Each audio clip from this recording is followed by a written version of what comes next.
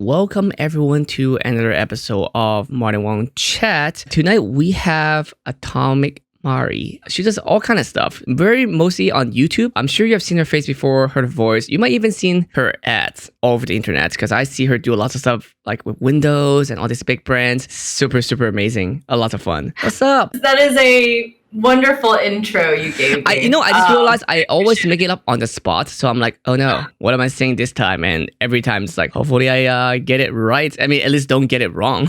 No, you didn't get it wrong. And if anything, it's like I never really think about like the ads in a sense where it's like other people see them.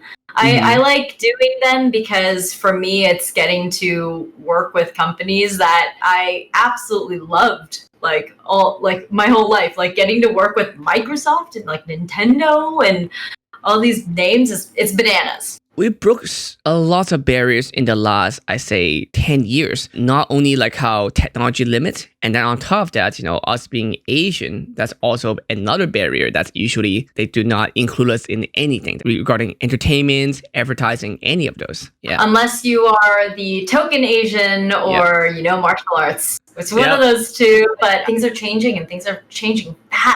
It goes back to how much representation it affects us so much. You don't think you have these biases, but there's so many things that's been ingrained in us because of the things that we've watched. And so it's kind of like this cleansing of like, oh man, what are my sexist biases? What are my racist biases? What are my insensitivities that I haven't known about or thought about? And it's almost like this Marie Kondoing that we're doing with all of ourselves. I think when you're growing up, you want to almost like flush the Asianness out of you, especially growing up, like in the 90s. It was definitely how can you assimilate the best with the people around you? And it was this sort of wanting to whitewash yourself as much as possible so that you can almost guard yourself. Because those were the popular kids in high school. The white kid, the cheerleader, like the very common, like as you've seen, like 90s movies and TV show, like those are the popular kids, and they were back then. So then anything that has to do with Asians, culture, food, and of that, like people want to push it away. Being an Asian American, you have to have that conflict of like, I am not like an Asian like those, I'm the cool one. So it's kind of like a weird like internal and external struggle. Yeah, you want to emulate what you see in the movies. And if you don't see yourself, then you do whatever you can in order to emulate what you do see. And there's so many different nuances. It's not just race, it's also sexism as well. Growing up, I would emulate like white male adventurous characters. Indiana Jones and Han Solo were like my characters that I'm like, that's me. No one really emulated who I was. Since I don't see me, then those people are me then. I think it's very human to want to see yourself in whatever entertainment you're consuming. People know me for my cosplay stuff. Some of them might even know my portrait stuff, but then if I mix any of them together, like my product, truffle, my surreal, people get very confused. So I still have to separate them because it's annoying, but fans only follow one thing for one thing. If you do anything else, I get it too. Dude, that's the hardest thing that I have with my branding, if you will. It's just like, we're so multifaceted, and I feel like most people get it, but people still want to be able to put you in a really like easy box and be like, Martin Wong is this and this and this, and nothing that's else. it. Not this many things. Yeah. And I have a very hard time not being this many things. It's a weird struggle, and I don't think that it's like it's not a bad thing of all trades sort of thing. I think it's just in the time that we're in.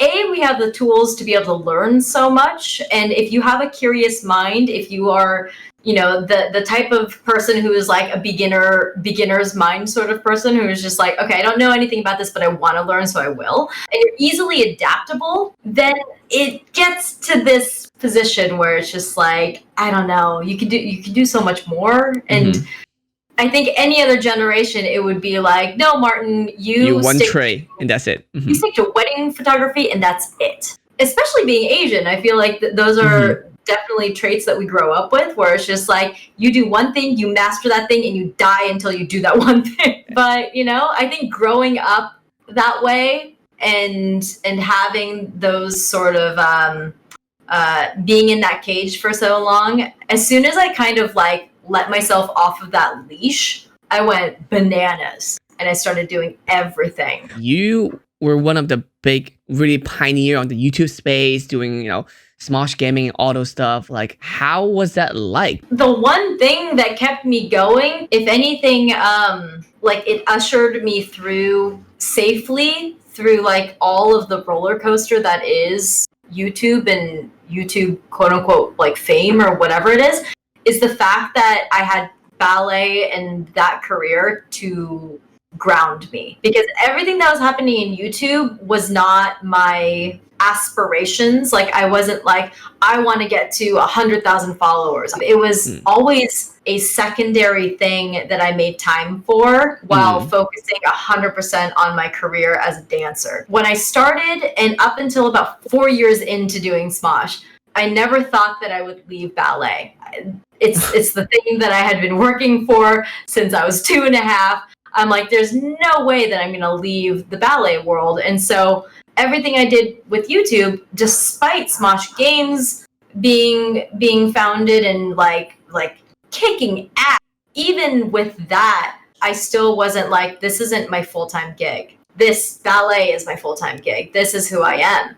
And so I think that is the one saving grace that kept my feet like on the ground. As much as I have a turbulent relationship with dancing, I'm very grateful for it. People ask us this all the time, and I feel like we give the similar answer. Is the question is, how do I get big on this and this and that? And we all like, we don't really know. Like we kind of work hard and got lucky that it pays off with what we did. There's no formula. I always say, show up and don't be an asshole. You have to work, you have to show up, you have to keep going, being kind and just not an asshole. Like people will continue wanting to work with you. You know what I mean? Like that comes down to working on yourself as an individual. And so it's one of these things where it's like, I always say, like, live your life, like become a full person. You want to be able to share something from your own life and share what you've learned and share who you are. And if you don't know who that person is yet, it's going to be to share. More difficult. Yeah, that's one thing you can't fake. You can fake it for a moment, I think. You can fake it for a little while, but then you start to run dry of like who your identity is. And I think for longevity's sake, like you need that sort of core of who you are outside of all of this. You mentioned something about your 9 to 5, and I think I go back to whenever somebody's like, what's one of the best things that you have done in order to like continue doing what you do, like with YouTube and just being like a content creator and all these things. I think for longevity, for you to have the right mindset and to continuously be grateful no matter what happens in what you do, you have to have had a job that you hate. I have done retail before too. Yes, it makes you like more grateful. You need something to compare what you could be doing versus what you get to be doing right now. Like if you don't have those parameters of how bad retail can be, I always go back to when I worked at a gym and I was scrubbing a treadmill and someone sweated on me. That was the moment where I was like, I can't do this. I hate this. Like I hate this moment and how I feel right now.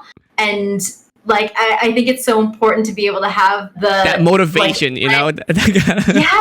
Like, I don't care how hard it gets with what I'm doing. I know that I love it way more than being sweated on at a gym.